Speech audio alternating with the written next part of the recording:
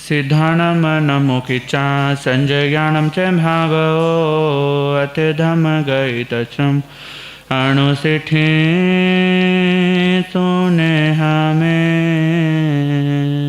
ले प्रेम परस पर जग में मोह दूर पर रहा करे प्रिय कटुक कठोर शब्द नहीं कोई मुख से कहा करे बनकर सब युग वीर हृदय से देशो न तिरत रहा करे वस्तु स्वरूप विचार खुशी से निजानंद में रमा विचार खुशी से निजानंद में रमा करे। अनंत उपकारी परम पूज्य शास्त्री गुरुदेव श्री उपेंद्र मुनि जी महाराज साहब के पावन पवित्र चरण कमलों में कोटि कोटि वंदन करने के उपरांत उपस्थित मोक्षाभिलाषी आत्माओं, आपके समक्ष श्रीमद् कल्प सूत्र की वाचनी रखूं। इससे पूर्व भजन की कुछ पंक्तियां हैं, आशा है आप सभी मिलकर बोलने का भाव रखेंगे। बोलिए चमत्कारी बाबा गुरुदेव श्री प्रेम सुख जी महाराज की, प्रज्ञा महर्षि गुरुदेव श्री उपेंद्र मुनि जी महाराज की। भज मन प्यारे वीर प्रभु महावीर प्रभु, भज मन प्यारे वीर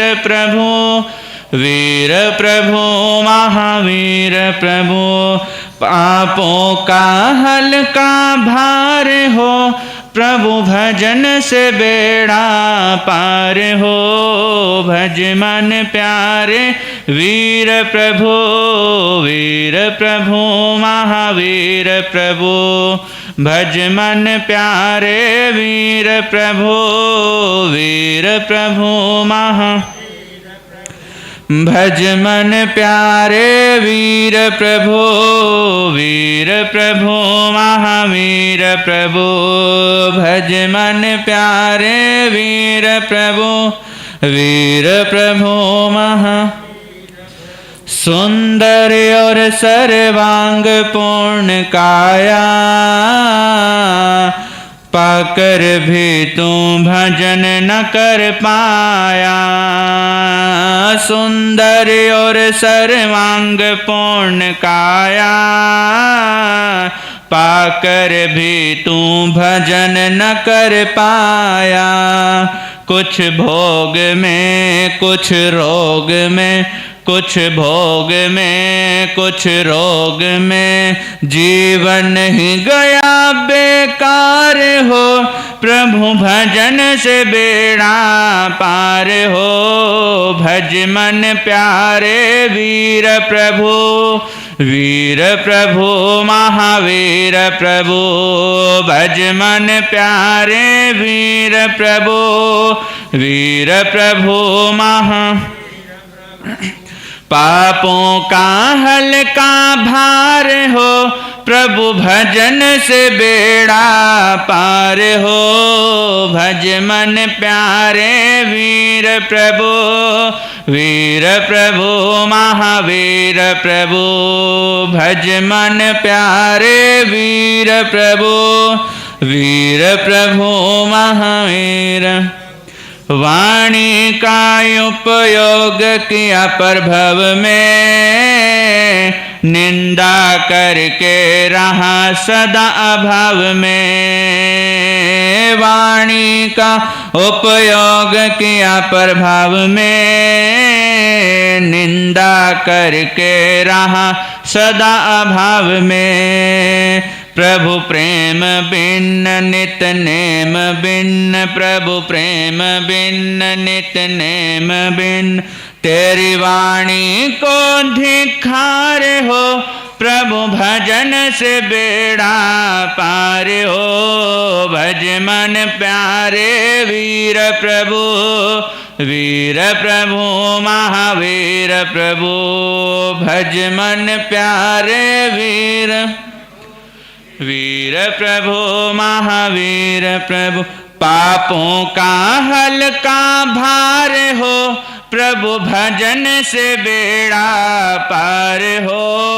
भज मन प्यारे वीर प्रभु, वीर प्रभु महावीर प्रभु भज मन प्यारे वीर प्रभु, वीर प्रभु महा। मन की शक्ति मिली तुझे अभिराम, प्रभु चिंतन का किया नहीं कुछ काम। मन की शक्ति मिली तुझे अभिराम, प्रभु चिंतन का किया नहीं कुछ काम। अभिमान में दो ध्यान में, अभिमान में दुर्ध्यान में तो लीन रहा तो खार हो, प्रभु भजन से बेड़ा पार हो। भज मन प्यारे वीर प्रभु, वीर प्रभु महावीर प्रभु भज मन प्यारे वीर प्रभु, वीर प्रभु महावीर। पापों का हल्का भार हो, प्रभु भजन से बेड़ा पार हो। भज मन प्यारे वीर प्रभु, वीर प्रभु महावीर प्रभु भज मन प्यारे वीर प्रभु, वीर प्रभु। भजन से है मानवता का सम्मान, भजन बिना है नर तेरी अंश समान। भजन से है मानवता का सम्मान, भजन बिना है नर तेरी अंश समान। कुछ जान ले सच मान ले, कुछ जान ले सच मान ले, और भजन है तू तैयार हो, प्रभु भजन से बेड़ा पार हो। भज मन प्यारे वीर प्रभु, वीर प्रभु महावीर प्रभु भज मन प्यारे वीर प्रभु, वीर प्रभु महावीर प्रभु। पापों का हल्का भार हो, प्रभु भजन से बेड़ा पार हो। भज मन प्यारे वीर प्रभु, वीर प्रभु महावीर प्रभु भज मन प्यारे वीर प्रभु, वीर प्रभु महावीर प्रभु।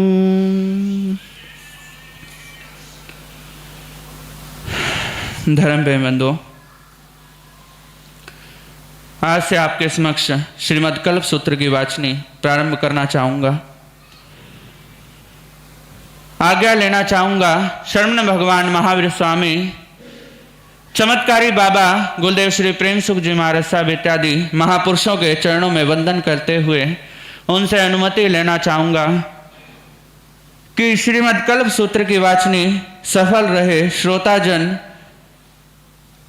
इन प्रेरणाओं में से कुछ न कुछ शिक्षाएं ग्रहण करें और अपने जीवन का कल्याण करें।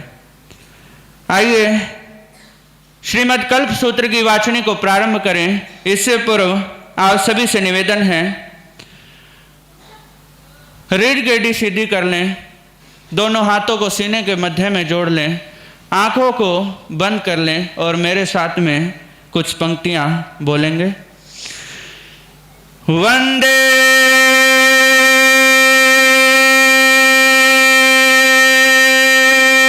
महावीरम,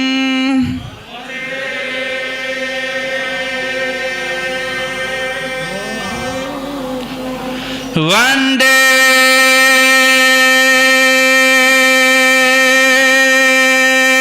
महावीरम,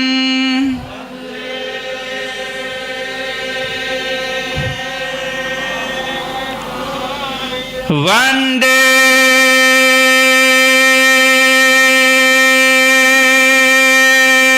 महावीरम।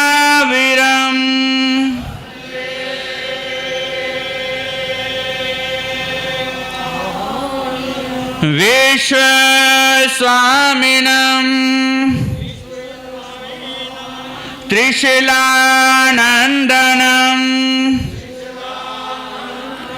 मुक्ति निवासिनं सगुण विलासिनं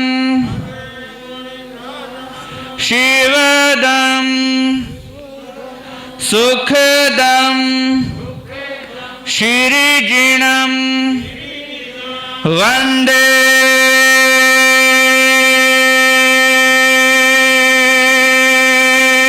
महावीरं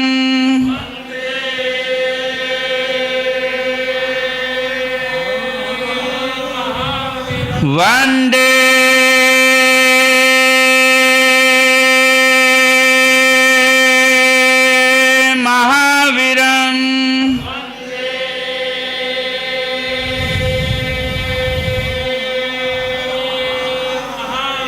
वंदे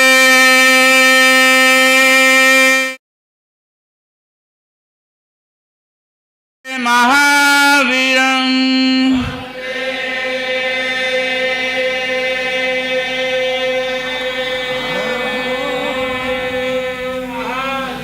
10 कल्प, इसमें भगवती सूत्र में कहे हुए 10 कल्प कहे गए हैं जो प्रत्येक संगन को जानने के योग्य हैं तथा वे 10 कल्प प्रथम चरम शासन के सभी साधु साध्वी जी को नियम में पालनीय हैं। इसमें से 4 कल्प कृति कर्म पुरुष ज्येष्ठ शय्यातर तथा व्रत कल्प शेष मध्य के 22 तीर्थंकरों के संतों को नियम से पालनीय हैं। शेष 6 कल्प भी प्राय पालन करते हैं और फिर भी द्रव्य क्षेत्र काल भाव को देखकर उनको उनकी विवेक प्रज्ञा के अधीन छूट है, प्रायश्चित का विषय नहीं। ज्येष्ठ कल्प में नियमन बातों का ज्ञातव्य है। कई बातों में स्त्री आगे होती है, कई बातों में पुरुष। यहाँ पर किसी एक स्त्री या एक पुरुष की अपेक्षा नहीं है, परंतु समस्त स्त्री जाति पुरुष जाति में अनुपात की अपेक्षा से है। पुरुष जाति निम्न बातों में आगे है। पुरुष 14 पुरों का ज्ञान सीख सकते हैं। पुरुष शरीर में रोग असाता कम होती है। पुरुष न्याय क्षेत्र में ममता से ऊपर उठ पाता है। लगन में वधू से वर की वह कुछ अधिक उचित मानी जाती है। स्त्री जाति से पुरुष जाति अवगाहना में बड़ी होती है। लगन में वर वधू का पाणी ग्रहण करता है। युद्ध क्षेत्र में पुरुष योद्धा ही अधिक होते हैं। पुरुष जाति में तीर्थंकर आदि होते हैं। इसके पश्चात इसमें नमस्कार सूत्र दिया है जो जैन के तथा समस्त विश्व के मंत्रों से मंत्राधिराज महामंत्र है। प्रत्येक कार्य अंत में यह मंत्र श्रद्धा भक्ति के साथ पठनीय है जो सभी विघ्नों का विनाशक है तथा सभी इष्ट सिद्धियों का दाता है। नवकार मंत्र में 14 पुरव का सार है। जब जीव अति वेदनाग्रस्त हो, अन्य स्वाध्याय संभव न हो तो इस मंत्र का ही अविराम स्मरण किया जाता है। इसके नाम पर ही नवकारसी आदि नाम जैन संघ में विश्रुत है। पहला कल्प 10 कल्प आचेलक औदेशिक शय्यातर राजपिंड कृतिकर्म व्रत कल्प ज्येष्ठ कल्प प्रतिक्रमण मास कल्प पर्यूषण समाचारी। आचेलक वस्त्र का द्योतक है। जब साधु जिन कल्प अवस्था में रहते हैं तो उन्हें वस्त्र रखने का कल्प नहीं होता, और जो मुनिराज सत्वीर कल्प अवस्था में होता है वे मर्यादित वस्त्र रखते हैं, अर्थात वे अधिक से अधिक 3 चादर रख सकते हैं और यह कल्प वस्त्र ही है। इससे भी कम यदि कोई मुनि 2 या 1 चादर रखे तो ये सब अल्प वस्त्र धारण करने वाले ही कहलाएंगे। श्री ऋषभदेव भगवान के शासनकाल में मुनियों को केवल प्रमाणपेत श्वेत वस्त्र धारण करने का ही कल्प था। इसी प्रकार भगवान महावीर के शासनकाल के मुनि मंडल को भी श्वेत वस्त्र धारण करने की अनुज्ञा है। शेष बीच के 22 तीर्थंकरों के शासनकाल के साधु साध्वियों को रंग बिरंगे व बहुमूल्य वस्त्र रख सकने का निषेध नहीं था। औदेशिक गृहस्थ साधु का नमोदेश करके जो आहार निर्माण करे उसे औदेशिक कहते हैं, ऐसा आहार आदि पहले और अंतिम तीर्थंकर के शासन के साधु नहीं ले सकते और बीच के 22 तीर्थंकरों के शासन के साधुओं के लिए नामोदेशिक किया गया है। नहीं ले सकते, परंतु अन्य साधुओं के लिए इसका निषेध नहीं है। शय्यातर अर्थात जिस गृह स्वामी की अनुज्ञा लेकर रहे, उनके यहाँ से आहार पानी वस्त्र पात्र कंबल रजोहरण सुई आदि किसी भी तीर्थंकर के शासन के मुनि नहीं ले सकते, परंतु तृण भस्म राख शिला पाट आदि शय्यातर के यहाँ ले सकते हैं। राजपिंड राज्याभिषिक्त पुरुष के अर्थ नियमित भोजन साधु को लेना अकल्पनीय है, क्योंकि राजभवन में साधु के लिए जाने से कोई अज्ञानी अपशकुन साधु का निरादर कर दे तो उसमें जैन शासन की लघुता दिख पड़ती है। इसके अतिरिक्त जिस समय राजा भोजन करने बैठा हो, उस समय शाकाहारी एवं मांसाहारी दोनों चौकों से भोजन लाकर राजा की थाली में परोसा गया हो, तो उस थाल में से आहार लेना साधु के लिए वर्जित है। कृतिकर्म जिसने बाद में दीक्षा ली है, वह मुनि प्रथम के दीक्षित मुनि को वंदन आदि से सम्मानित करेगा, चाहे आयु में वह फिर बड़ा ही क्यों ना हो। व्रत कल्प प्राणातिपात से निवृत्ति, मृषावात से निवृत्ति, अदत्ता दान से निवृत्ति, परिग्रह से निवृत्ति, इन 4 महाव्रतों में मैथुन से निवृत्ति का महाव्रतों का उच्चारण ही पर्याप्त था। परंतु प्रथम एवं अंतिम तीर्थंकर के शासनकाल में जड़ और वक्र साधुओं के कारण 4 की जगह 5 महाव्रतों का निषेध हुआ, महाव्रतों का विधान हुआ। ज्येष्ठ कल्प साध्वी चाहे वह 50 वर्ष से भी दीक्षित क्यों ना हो, नवदीक्षित मुनि को वंदन आदि करेगी। साध्वी जी की साधु पर्याय 30 वर्ष की हो तो उसके लिए 3 वर्ष पर्याय वाला उपाध्याय अरिहंत है। साध्वी जी की साधु पर्याय 60 वर्ष की हो तो उसके लिए 5 वर्ष पर्याय आदि आचार्य अरिहंत है। पिता पुत्र साथ में दीक्षा लें और साथ ही छेद स्थापन चारित्र में प्रवेश होते हैं, तो पहले पिता को छेद स्थापन चारित्र में प्रवेश करा फिर पुत्र को प्रविष्ट करें। इससे पिता ज्येष्ठ पद पर रहेंगे। यदि बुद्धि मंद के कारण छेद स्थापन चारित्र में प्रवेश पाने में पिता को विलंब हो तो पुत्र के लिए भी आचार्य महाराज छेद स्थापन चारित्र में प्रवेश करने में देरी करें, अर्थात बड़ी दीक्षा देरी से करें। इस कारण 7 दीक्षित दीक्षा लेने पर पिता राजा मंत्री आदि को ज्येष्ठ पद पर रहने का कल्प है। प्रतिक्रमण अतिचार लगे या न लगे, तथापि प्रथम और अंतिम तीर्थंकर के शासनकाल के साधु प्रतिक्रमण करते ही शेष 22 तीर्थंकरों के शासनकाल के साधुओं के लिए अतिचार लगने पर तो प्रतिक्रमण करने का विधान है। यदि अतिचार न लगे तो उसके लिए भी प्रतिक्रमण करने का प्राय आवश्यक है, प्रायश्चित स्थान नहीं। मास कल्प प्रथम और अंतिम तीर्थंकर के शासनकाल के साधु रोग आदि के कारण बिना एक गांव में 1 मास से अधिक नहीं ठहर सकते। 1 मास रह लेने के पश्चात यदि फिर उसी गांव में रहना हो तो 2 मास के बाद आकर उस गांव में फिर 1 मास तक रह सकते हैं। परंतु शेष 22 तीर्थंकरों के शासनकाल में साधुओं के लिए इस मास कल्प विहार का बंधन नहीं है। पर्युषण वर्षा काल में धर्म आराधना के लिए एक स्थान पर रहने को वर्षावास कहते हैं। आषाढ़ी पूर्णिमा से 43वें दिन से पर्युषण कहते हैं। 50वें दिन भाद्रपद शुक्ला पंचमी के दिन संवत्सरी है, उस पर्व की आराधना करना पर्युषण कल्प है। प्रथम और अंतिम तीर्थंकर के शासनकाल के साधुओं को 10 कल्प और शेष 22 तीर्थंकरों के शासनकाल के साधुओं में 4, 3, 5, 6, 7वां कल्प, ऐसा अंतर क्यों? आपका प्रश्न उचित है। इसका समाधान यह है कि प्रथम तीर्थंकर के शासनकाल के साधु सरल और जड़ होते थे, इसलिए उन्हें धर्म समझाने में कठिनाई आती थी। महावीर स्वामी के शासनकाल के साधु वक्र और जड़ हैं, उन्हें पालने में भी कठिनाई जान पड़ती है। और 22 तीर्थंकरों के शासनकाल के साधुओं का सरल और प्रज्ञ होने के कारण उनके द्वारा सुलभता से धर्म का समझना पालना दोनों हो सकता है। यही कारण है कि उनके विधान में भी अंतर है। एक दृष्टांत यहाँ पर दिया गया है। प्रथम तीर्थंकर के शासनकाल के साधु सरल और जड़ किस प्रकार होते हैं, इसे एक दृष्टांत के माध्यम से समझाया गया है। एक समय एक शिष्य भिक्षा लेने आया। किसी गृहस्थ के घर में उसे 32 बड़े प्राप्त हुए। शिष्य ने विचार किया कि जब मैं उपाश्रय में जाऊंगा वहां गुरुजी 16 बड़े मुझे अवश्य देंगे, क्योंकि साधुओं के लिए भोजन के विभाग का नियम है। तब मैं अपने विभाग के बड़े ठंडे क्यों करूं, गर्मा गर्म ही क्यों न खा लूं। यह विचार कर वह मुनि 16 बड़े खा गया।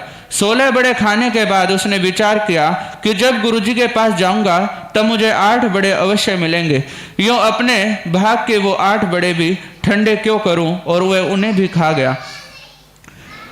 यह सोचकर शेष में जो 8 बड़े उसने खाए, इसी प्रकार 4 एवं फिर 2 बेड़े क्रमशः वो खाता गया। केवल 1 बड़ा बचाकर वह गुरु के पास पहुंचा। भिक्षा की सामग्री देखकर गुरु शिष्य से बोले, भद्रे, एक बड़ा किस दाता ने दिया है? नहीं गुरुदेव, सरल शिष्य ने कहा, पूरे 32 बड़े प्राप्त हुए थे, परंतु विभाग का विचार करता गया और 31 बड़े क्रमशः गर्मा गर्म में खा गया।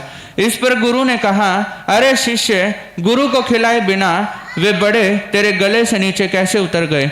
बचा हुआ बड़ा मुंह में रखकर वो झट से खा गया और कहने लगा इस तरह से। गुरु हंस पड़े। यह है सरलता और जड़ता का उदाहरण। अब एक और दूसरा उदाहरण भी देखिए। एक शिष्य भिक्षा लेने के लिए गया हुआ था। मार्ग में कहीं नट का खेल हो रहा था। वह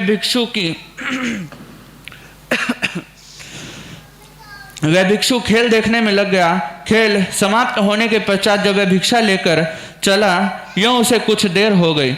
गुरु ने कहा, आज तुम्हें भोजन लाने में देर कैसे हो गई? शिष्य ने कहा, नट का खेल देखने में लग गया था। तब गुरु ने कहा कि साधु को नट का खेल देखना नहीं चाहिए। आपने मुझे पहले क्यों नहीं बताया? खैर, अब नट का खेल मत देखना। बहुत अच्छा गुरुदेव, नहीं देखूंगा।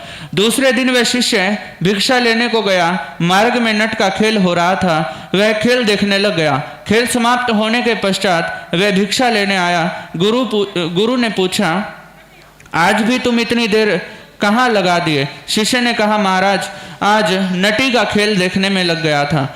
अरे, तुझे कल तो निषेध किया था कि खेल मत देखना। महाराज, आपने तो नट का खेल देखने का निषेध किया था, नटी का नहीं।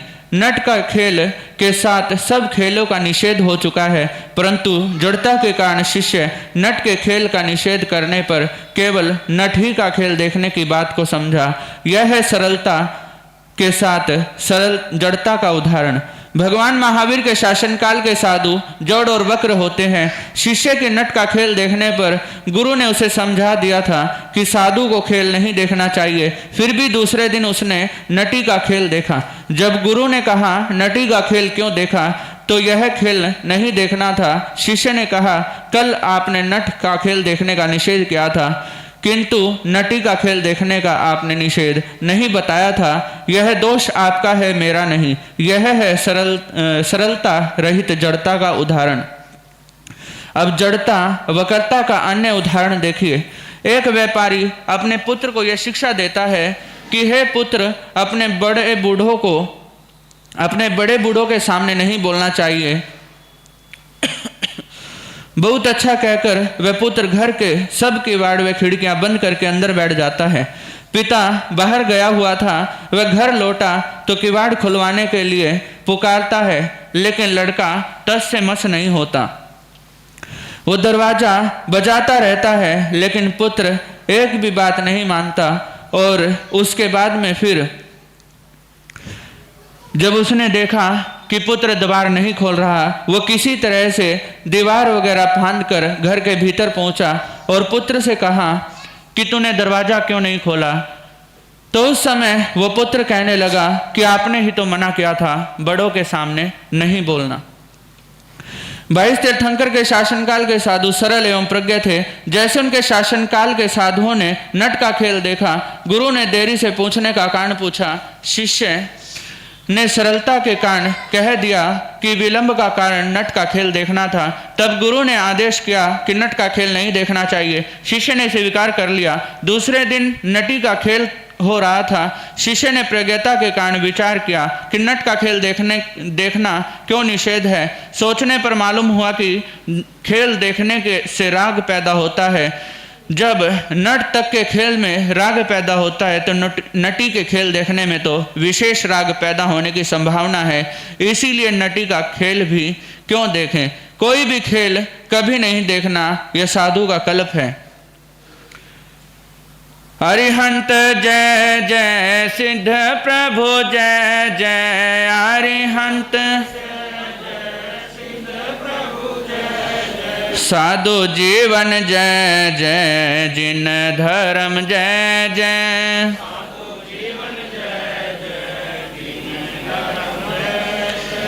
पर्युषण पर्व वर्षावास में मनाया जाता है। आषाढ़ी पूर्णिमा से वर्षावास प्रारंभ होता है। पर्युषण के 69-70 दिनों के पश्चात वर्षावास पूर्ण हो जाता है। प्रथम और अंतिम तीर्थंकरों के अतिरिक्त 22 तीर्थंकर के शासनकाल के साधुओं के लिए वर्षावास का काल बंद नहीं था। यदि विहार करने में दोष हो तो विहार न करें, और विहार करने में दोष न हो तो विहार करें। प्रथम और अंतिम तीर्थंकर के शासनकाल के साधु बिना किसी कारण से वर्षावास में विहार नहीं कर सकते। यदि कोई आवश्यक कारण हो तो वैसा कर सकते हैं। उदाहरणार्थ, जहां उपद्रव होता हो, शुद्ध आहार न मिलता हो, राज्य भय या रोग का प्रादुर्भाव हो, तो वहां से वर्षावास में भी विहार कर सकते हैं। इसी प्रकार स्थंडिल की भूमि ठीक न हो, ठहरने के स्थान में जीवों की उत्पत्ति विशेष रूप से होती हो, इन कारणों में से भी अगर कोई कारण हो तो विहार कर सकते हैं। साधु उसी स्थान पर वर्षावास कर सकते हैं जहां पर ये निम्नलिखित 13 बातें मिलती हैं। जहां अधिक कीचड़ न हो, सब मूलछिम जीवों की उत्पत्ति विशेष न हो, स्थंडिल भूमि की जगह ठीक हो, पोषदशाला में स्त्री पुरुष पंडक का निवास स्थान न हो, गोरस पर्याप्त हो, लोग भाद्रिक हो, वैद्य भद्रिक हो, औषधि मिलती हो, गृहस्थी घी धन धान्य आदि से भरपूर हो, राजा न्यायी हो, मिथ्यात्वियों का अधिक जोर न हो, आहार पानी सुगमता से मिल सकता हो, ज्ञान ध्यान सुलभता से हो सकता हो।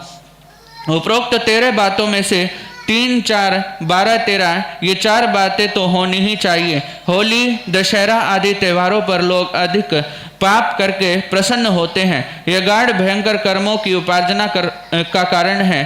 दया में उत्तम त्योहार पर्युषण पर्व का है। इसमें श्रावक श्राविका दया पोषद सामायिक ब्रह्मचर्य आदि धारण करते हैं। अतएव यह धर्म की महान उत्पत्ति है। जैसे मंत्रों में पंच परमेष्टि मंत्र, दानों में अभय दान, गुणों में विनय, व्रतों में ब्रह्मचर्य, दर्शनों में जैन दर्शन, दुग्ध में गाय का दूध, जलों में गंगा जल, हाथियों में ऐरावत, वनों में नंदनवन, काष्ठ में चंदन, प्रकाश में सूर्य प्रकाश, पर्वतों में मेरु पर्वत श्रेष्ठ हैं। उसी प्रकार सब उत्सवों में त्योहारों में पर्व पर्युषण श्रेष्ठ उत्सव और त्योहार हैं। नमो अर्हंताणम नमो सिद्धाणम नमो आर्याणम नमो वज्रायणम नमो लोयसव साणम ऐसो पंच नमोकारो सवे पाव पणासुनो मंगलानंच सवे सिंह पड़मम हवै मंगलम। अरिहंतों को नमस्कार हो, सिद्धों को नमस्कार हो, आचार्यों को नमस्कार हो, उपाध्यायों को नमस्कार हो, लोक में विराजमान सभी साधु साध्वियों को नमस्कार हो। इन पांचों को किया गया नमस्कार सब पापों का सर्वथा नाश करने वाला है और सब मंगलों में मुख्य प्रथम मंगल है। वीतराग भगवान ने स्वयं अनादि सिद्ध नवकार मंत्र की महिमा भव्य जीवों को इस प्रकार प्रदर्शित की है। यह नवकार मंत्र सब मंगलों में उत्तम मंगल है। जिन शासन का तत्व सारभूत पदार्थ दर्शन की अपेक्षा 14 पूर्वों का निचोड़ है, सभी गंधर्वों ने इस बात का एक स्वर में समर्थन किया है। यही कारण है कि कल सूत्र के प्रारंभ में इसे प्रथम मंगल की जगह है स्थापित कर दिया गया है। इस नवकार मंत्र का विवेचन इस प्रकार है। नमो अरिहंताणम अर्थात घन घाती कर्मों का नाश करके जिन्होंने सर्वोपरि ज्ञान प्राप्त कर लिया है, उपरांत जो जगत पूजनीय पद पर सुशोभित हैं, उन देवाधिदेव जिनेश्वर भगवंतों को हमारा नमस्कार हो। 12 गुणों से युक्त ऐसे अरिहंत भगवंत महाविदेश क्षेत्र में विराज कर भव्य जीवों को प्रतिबोध दे रहे हैं। ये विराजमान विद्यमान तीर्थंकर जम्बूद्वीप के महाविदेश क्षेत्र में 4, धात्विक खंडों के महाविदेयों में 8 और अर्ध पुष्कर द्वीप में 8 इस प्रकार कम से कम 20 तीर्थंकर देवराजते रहते हैं। तीर्थंकर सिद्ध भी अनंत पद में ही हैं। नमो सिद्धाणम अर्थात जिन्होंने अष्ट कर्मों का नाश करके परम पद प्राप्त कर लिया है, उन तीर्थंकर सिद्धों में से शेष सिद्ध भगवानों को नमस्कार हो। सिद्ध भगवान अनंत ज्ञान अनंत दर्शन शायिक समेक्तो गुणों से युक्त हैं।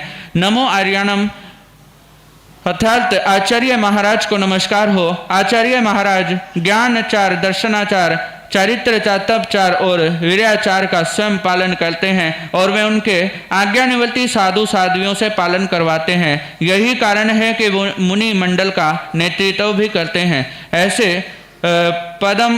पद्मस्थ आचार्य महाराज में 36 गुण होते हैं। नमो उवजायनम अर्थात उपाध्याय जी महाराज को नमस्कार हो। उपाध्याय जी महाराज अंगोपांग सूत्रों के स्वयं पढ़ते हैं, औरों को ज्ञान दान देते हैं। अहिंसा धर्म स्यादवाद दर्श का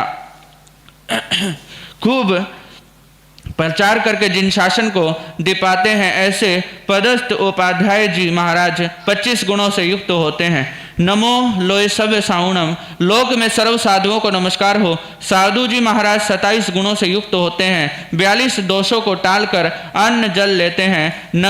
नवकल्पी विहार करने वाले क्षमाशील दयावंत आप स्वयं तेरे दूसरों को तारने वाले होते हैं। मर्यादित वस्त्र रखते हैं। वायु काय के जीवों की रक्षा के लिए मुंह पर मुंहपट्टी बांधते हैं और जीवों की रक्षा के लिए रजोहरण रखने वाले होते हैं। ऐसो पंच नमोकारो सवे पाव पणासनो अर्थात यह 5 प्रकार का नमस्कार पद सब भूत तथा वर्तमान पापों को नाश करने वाला है। मंगलानंच सव्य सिंह पद्मम हवै मंगलम अर्थात यह सब मंगलों में प्रथम मंगल है और स्वयं मंगल करने वाला है। जो जीव इसका जाप करता है उसके आदि व्याधि दुख दारिद्र आदि समस्त दोष समूह नष्ट हो जाते हैं।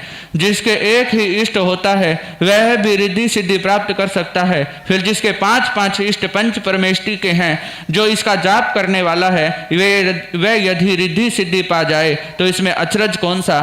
नवकार मंत्र के जप से जो मोक्ष रूपी सर्वोत्कृष्ट लक्ष्मी तक प्राप्त हो जाती है। जो जीव परमेष्टि पद का एक अक्षर तक भाव सहित बोल लेता है उसके 7 सागरोपम के कष्ट दूर हो जाते हैं और पूरे 5 परमेष्टि को विश्व प्राप्त परदेशी राजवत भाव सहित जपने से 500 सागरोपम के कष्ट दूर हो जाते हैं। जो इस नवकार मंत्र को 9 लाख बार भाव सहित जप लेता है उसे तीर्थंकर गोत्र की प्राप्ति हो सकती है। इसके जपने से महान लाभ की प्राप्ति होती है। श्रीमती की कथा नवकार की श्रद्धा व फल। पोतनपुर नगर में सुगुप्त नाम का व्यापारी रहता था। वह बड़ा श्रद्धालु श्रावक था। सुगुप्त को एक कन्या रतन की प्राप्ति हुई। उसका नाम श्रीमती रखा गया। श्रीमती रूप लावण्य की प्रतिमा थी। उसमें रूप के साथ साथ सदाचार और शिक्षा का संयोग सोने में सुहागे की उक्ति को चरितार्थ करता था। इस असार संसार में गुण के पुजारी तो बहुत थोड़े देखने में सुनने में आते हैं। इसके विपरीत रूप ज्वाला में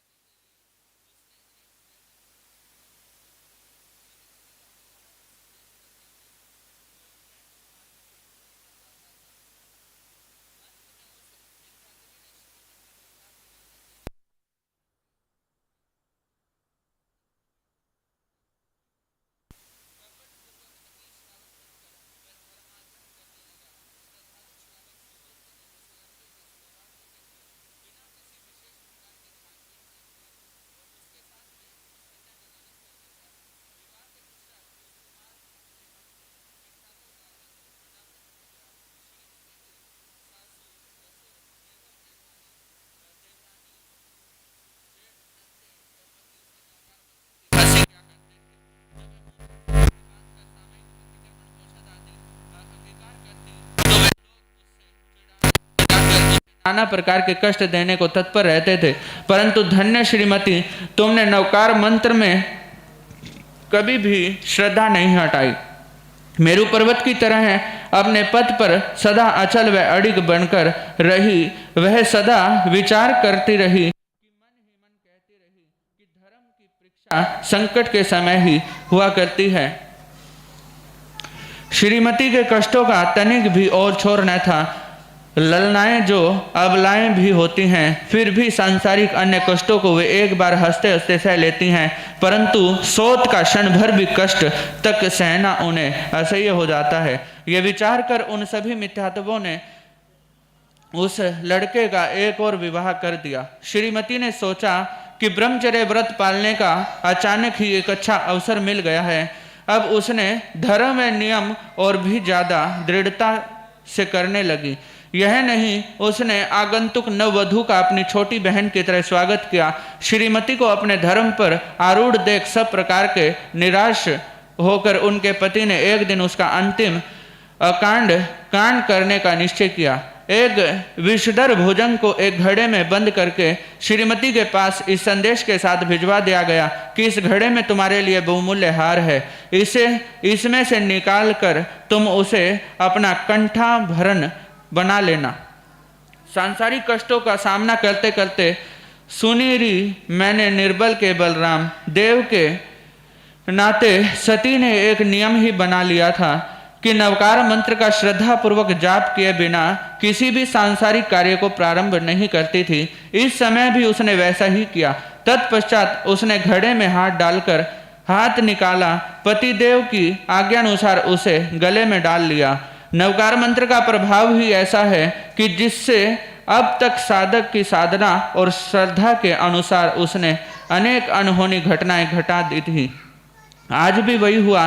घड़े में भुजंग सचमुच ही हीरे का हार बन गया। इस चमत्कार को अपनी आंखों से देखकर उसके पति को भी नवकार मंत्र के निरंतर जाप से श्रद्धा हो गई। तब तो घर भर के लोग भी श्रीमती का सम्मान करने लगे। नवकार मंत्र के निरंतर जाप से श्रीमती के दिन पलट गए। अब तो वह अपूर्व स्नेह भाजन बन गई। इसी के साथ एक घटना और भी घटी। घर के सब लोगों ने मिथ्यात्व से नित्य का नेह नाता तोड़ दिया और जैन धर्म से नाता जोड़ लिया। यह है नवकार मंत्र की महिमा। यह तो हुई भूतकाल की बात। वर्तमान में भी 20 उदाहरण इसी महिमा के मिल जाएंगे। श्रोता वर्ग स्वयं इस मंत्र महामणि को अपने गले का हार एक बार बनावे, तब इसके अचूक एवं अभूतपूर्वक लाभों का प्रत्यक्ष अनुभव करें। अरिहंत मंगलम सिद्ध प्रभु मंगलम, साधु जीवन मंगलम, जिन धर्म मंगलम।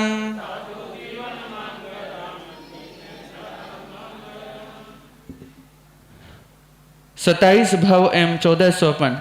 इसमें भगवान महावीर के 1 करोड़ अकरोड़ी सागरोपम का हुए अनंत भवों में से छोड़ने तथा आसेवनीय शिक्षा के 27 भव दिए हैं। उनमें नैसार, प्रिय मित्र, चक्रवर्ती, नंद तथा महावीर भव से कर्मशः दानशील तप तथा भावना करने चाहिए, यह शिक्षा मिलती है। तथा मरीचि, विश्वभूति तथा त्रिपृष्ठ के भव में मिथ्यात्व, निदान तथा माया शल्य नहीं करने चाहिए, ये शिक्षा मिलती है। महावीर के भव अन्य तीर्थंकरों के 3 भवों की अपेक्षा 27 भव 9 गुणे हैं, तो 13 से कम दुगने तो हैं ही। भगवान ने चक्रवर्ती पद किस भव में किया, करनी से बंधा तथा उसके बाद उनका अंतिम भव क्या हुआ, प्राप्त नहीं होता। त्रिशला जी ने स्वप्न देखने के बाद जैसे जागरण किया, वैसे देवानंदा ने जागरण न करके स्वप्न का फल गवा दिया। 83वीं रात्रि के शकर का कायिक आसन चलायमान हुआ। हिरण्यगमेशी के द्वारा त्रिशला जी के यहाँ गर्भ संहन करवाया। गर्भ संहन के बाद त्रिशला जी ने 14 स्वप्न देखे। प्रथम स्वप्न में गज देखा, पर मृदेवी ने वृषभ, त्रिशला ने सिंह देखा। 14 स्वप्नों में राशि रतन राशि, पृथ्वी, पदम द्रेह सागर, अग्निशिला, धवज, अग्नि, वायु, शुभ, कुंभ, कलश, फूल माला, वनस्पति, यो एकेंद्रिय के 7 स्वपन देखे। गज, वृषभ, सिंह, लक्ष्मी, चंद्र, सूर्य, विमान, ये 7 स्वपन पंचेंद्रिय के देखे। उत्तम फाल्गुनी नक्षत्र के उत्तर में हस्ती नक्षत्र वाले से उत्तर फाल्गुनी नक्षत्र को हस्तो उत्तरा नक्षत्र कहते हैं। स्वाति नक्षत्र सभी नक्षत्रों के समान वर्ष में 13-12 आता है। इसमें एक दीपावली पर आता है, एक संवत्सरी पर आता है, उसके आसपास आता है। त्रिशला ने प्रथम सिंह स्वप्न देखा। यहाँ गज कथन घोष में है। भगवान गोत्र कर्म अक्षीण करने से देवानंदा के गर्भ में आए, परंतु यह देवानंदा को प्रभु के प्रति राग तथा कल्याण का निमित्त बना। नमोथनम दूसरा आगमों में एक वचनांत भी मिलता है। हिरण्यगमेशी की पुष्टता तथा उपरोक्त मंदता से माता गर्भ सनन होते समय तो जान न सकी, भगवान भी न जान सके। स्वपन त्रिशला के यहाँ जाने से देवानंदा को विश्वास था कि मेरे स्वपन ही नहीं गए, त्रिशला के गर्भ में मेरा ही पुत्र है। अरिहंत शरणम सिद्ध प्रभु शरणम, अरिहंत साधु जीवन शरणम, जिन धर्म शरणम।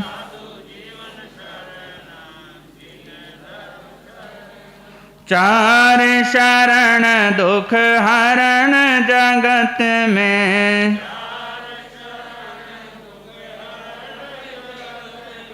और न शरणा कोई होगा।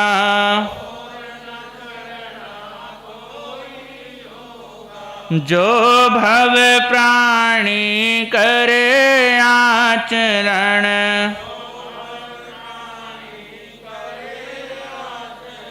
उसका अजर अमर पद होगा।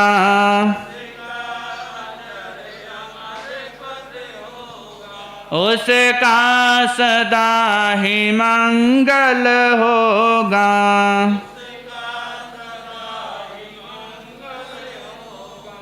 अहिंसा का डंका बजाया था वीर ने, अहिंसा का डंका बजाया था वीर ने, धर्म पर बलिदान हटाया था वीर ने। अहिंसा का डंका बजाया था वीर ने, धर्म पर बलिदान हटाया था वीर ने। अज्ञान अंधकार मिटाया था वीर ने, जियो और जीने दो सिखाया था वीर ने, जियो और जीने दो सिखाया था वीर ने।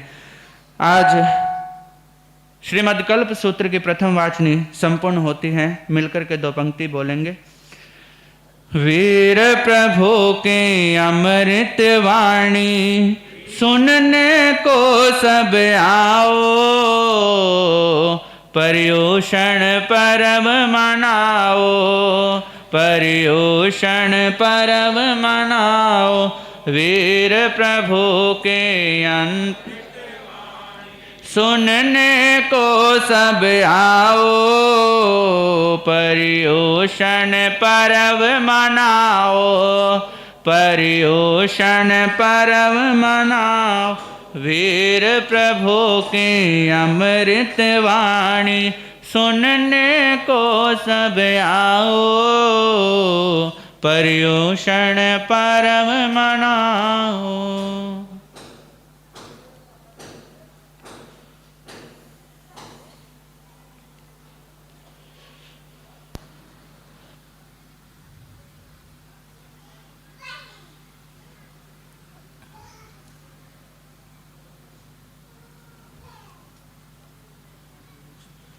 जिस समय सदी मुनि बोलता है, हल्की से आवाज कम रखो, काम चिरती है।